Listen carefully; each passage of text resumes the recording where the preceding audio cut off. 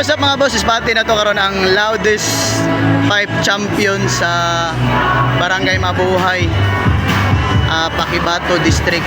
So ipakita na ko nyo boss nga anong kusog kay ni iyahang unit.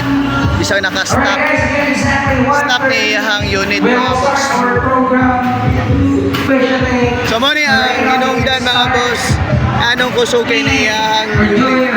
Kita ninyo ni? So na siya mga boss. We'll be judging the daily use Malaysian concept. Stock na niya ang unit mga boss. Kini wala pa niya aura nun niya. Unya ani ana ni tanggalo ni iyang pipe karon. Kaya pa manggilampag para sa show. Naka chinwan pa og pipe. Unya ani para sa loudest pipe. Sure jud ko nga appeal ni sa loudest pipe po niya. So ayan, tanggalon mga boss.